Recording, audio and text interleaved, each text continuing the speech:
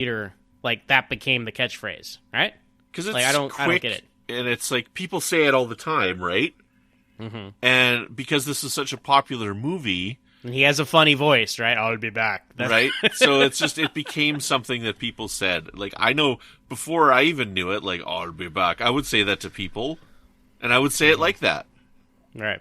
Yeah, I mean, but just think, and like to think really again. I think a lot about the Terminator movies. This is some of my favorites. Like you think in universe, right? These machines, right? They want to create a perfect replica of a human being, so they think they go through like their files or whatever, and like, oh, well, this is like Mr. Universe. This is obviously the pinnacle of humankind. Let's build our machine around that, for example. Like, these are all these thoughts you can think of how they came up with it, because they've never really established on screen yet. There's still time to do it. These movies are still coming out. Like where the Terminator, like why they look like Arnold, like what the reason is. There's been other stories, deleted scenes, things like that. But I find it interesting. Deleted scene like from that. Terminator 3 is amazing. Oh, it's possibly the greatest and the worst thing of all time, simultaneously.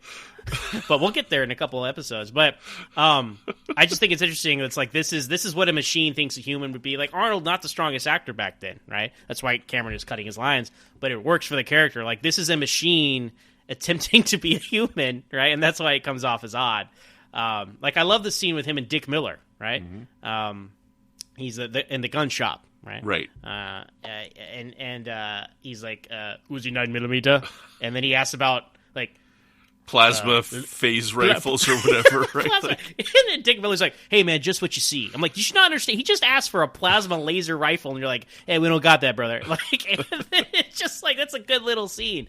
He's like, "You can't do that, wrong," and then he just shoots him. Yep. And yeah, I don't know. Like I love Arnold in this, and it's just interesting to go back and see this after, initially, right? Because we both saw Terminator 2 first. Then you go back and see this, and like, oh wow, like that's light and day difference between the two movies. His performances, even though he's playing the same character, quote unquote. Right, you got it. And I think we'll talk a lot more about this film when we get to the next one, right? Mm-hmm. Because I don't want to talk about Terminator 2 yet, but we will be talking about this movie quite a bit when we get to the second film discussion, for various reasons. Again, because if anybody's watching along and they haven't seen yet, we don't want to spoil anything, right? But we don't want to break the timeline because it's, we don't want to get ourselves in a predestination paradox here. Yeah, that's right. We don't want to be caught in a temporal nexus point or whatever they say in Terminator Genesis. Yeah. Good Lord. Well, I have an answer for you for why do we, the Terminator always has to get the glasses and the leather jacket is because that's a predestination paradox in itself. That's great, Brandon. Thank you. I'll take that to the bank. I think Michael Biehn, by the way, is great in this movie. I just saw him recently in Planet Terror. Oh, yeah. I don't know. He didn't catch on as an actor. Like Cameron, always gave him some roles, obviously in Aliens and then in The Abyss as well. But I don't know if he was difficult to work with or what. But he never caught on outside of the James Cameron kind of inner circle. And I think, and I've said this before in conversations with people, if they kept making Star Wars movies in the 80s, like if there was no big gap between the original trilogy and the prequel trilogy, I think he would have been a great Anakin Skywalker for the prequel trilogy if he made it like in the late 80s. So, sure, better than the guy they chose. But no, I think he's great in this. Like he's intense. Yep. Like he's very war weary. You get that across. You understand that he's a soldier. So like that's why he can pull off all this crazy stuff. Lyndall Hamilton is great. You see her evolution, and Arnold's great, and they're your three leads. Like I said, you have these side characters. Like it's nice to see Paul Winfield in a bit of a role, and Lance Henriksen, another James Cameron staple, Lance Henriksen. He goes on to be Bishop in Aliens, but yeah, I mean it's a very small cast. It's a low budget movie. It's very contained. It's very focused, but that all plays into its strengths. Mm-hmm. So yeah, you got it. This is like it's almost like Halloween in that being a low budget and being small made it better.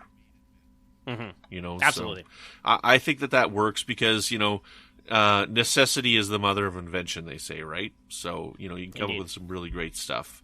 And, we could talk about the T-800 in this. Like, even there, like, for 1984, yeah, you've got a couple of rear projection stop-motion shots, which don't look that great. But even something like that, I don't hold against the movie because there's only so much they can do with technology. And James Cameron's the kind of guy who is always pushing the envelope for what can be done with technology.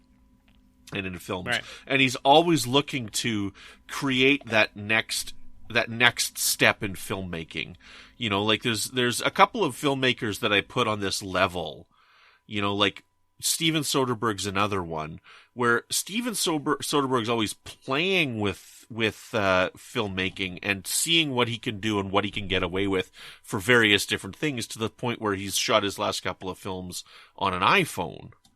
You know, so he's trying to see how good can I do with as little as possible. James Cameron's the opposite, and he's like, I want to do the best I can. How can I advance this with amazing technology? So, you know, they're kind of two sides of the same coin, those two filmmakers. And also, James Cameron doesn't make that many films, and Steven Soderbergh is constantly making films. Even when he's retired, he's making stuff. So, you know, but yeah, it's going to be neat to see, you know, what he does with Avatar, because I know that with the next Avatars in 3D, he wants to try and get like a glassesless 3D technology. I have no interest in Avatar. I'm very disappointed that James Cameron has decided to spend the rest of his career doing those movies. But well, I guess we'll talk about the Avatar franchise at some point, right? Yes. But to kind of piggyback on what you said, I love stop motion. I love Ray Harryhausen, Melissa O'Brien, all the big stop motion guys in the history of special effects.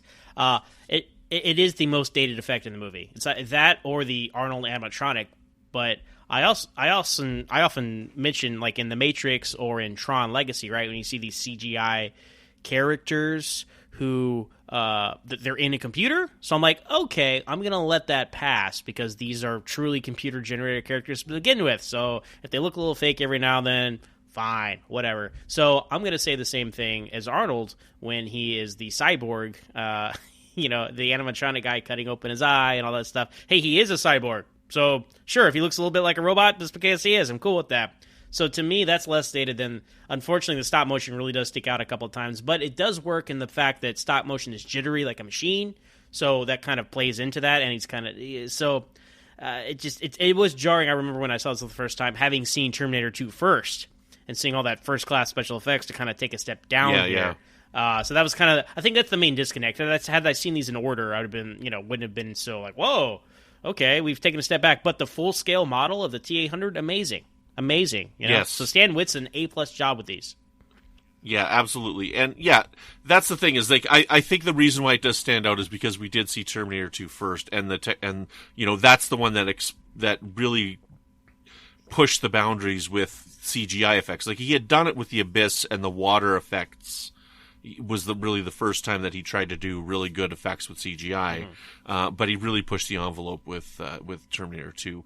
That robot, it's really stunning how good the actual physical model looks for 1984. I don't know, I'm blown away by it because it looks so good in 1984. Yeah, and you don't realize like what a reveal that is, I guess, because again, having seen the other ones first, and now the Terminator's part of pop culture, like you don't know what it looks like underneath. You don't see.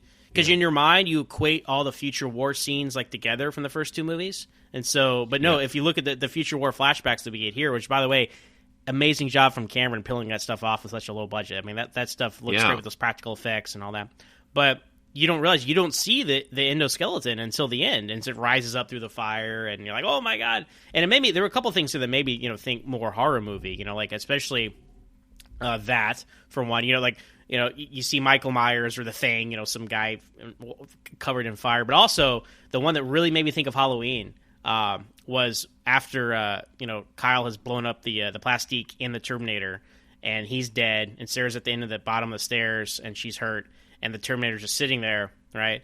And then it's very Michael Myers-esque, like in Halloween, where he sits up, and it comes after her there. Like, again, it's like, oh, this is a hard... This movie touches so many kinds of genres and franchises, and that's why it's great. I mean, it is a action thriller, ride, horror, sci-fi, adventure, romance film, right? I mean, it's got everything. It's got something for everybody. I think what they should do the only thing it's missing is a kid, Brandon. If they throw one in next time, I think they'll have an A+.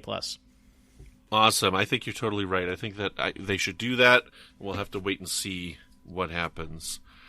Zach, what's our count? So we have a Terminator impersonator count for this franchise. That's what we're doing. So how many impersonations were done by Terminators in this movie, Brandon? Okay, you gotta...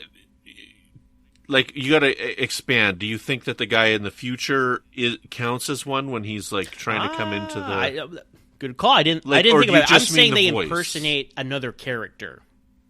Like, with the voice, another character. Obviously with the T-800 here, just the voice. But then as we move forward in other films, there are some shape-shifting Terminators and things of that nature. So, yeah, okay. So, if it's just the voice, I can only think of one off the top of my head, though.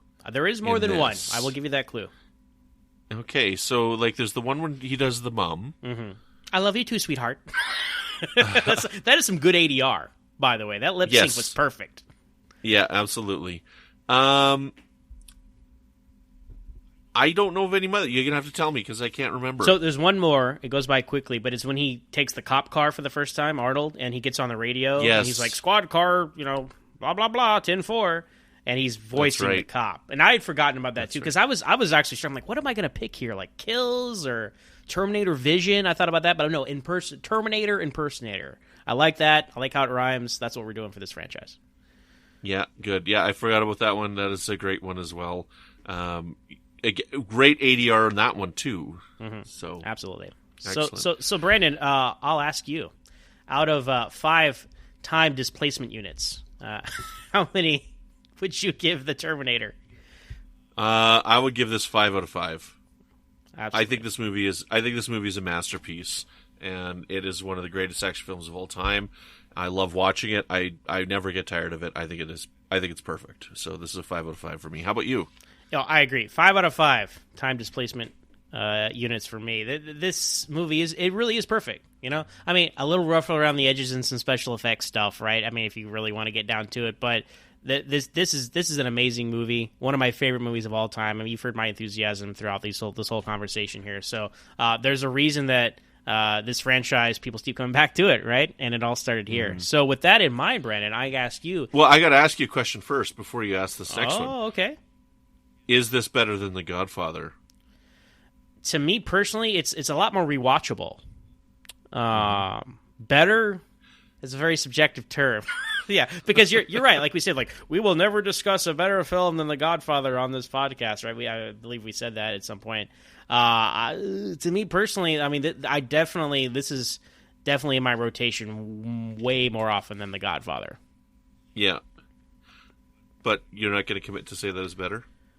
I like it better. I mean, I feel like I'm getting my film critic card revoked if I say it's better than The Godfather, so I'll just leave it at that.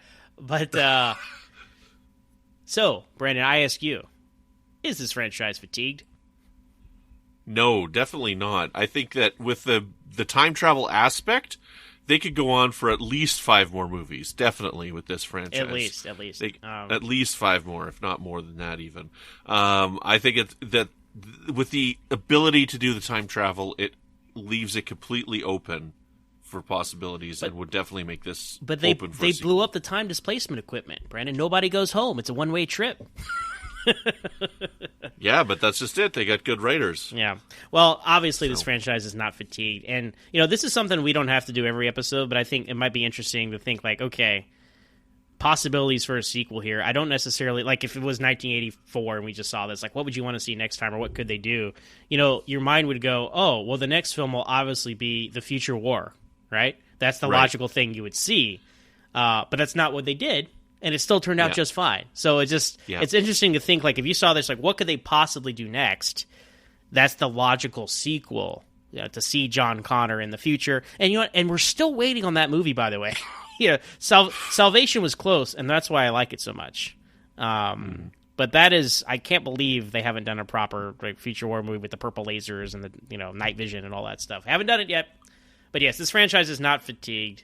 There's at least one more great movie in here. Maybe more. We'll see. So, all right, Brandon, when you're not walking up to people in the middle of the night naked, where can people find you? You can find me here on Twitter. At Brandon Matella is my Twitter handle. You can find me over on Trek FM with a new show called The Line, which is all about the Star Trek Picard show that'll be coming soon. Me and my hosts, my co-host buddies, Chrissy DeClercq-Zalagi and Justin Ozer. We talk about Star Trek Picard every other week. Mostly the character of Picard right now, but we're going to have some fun stuff coming along, including a great interview with Hannalee Culpepper, who directed the first 2 episodes of the show.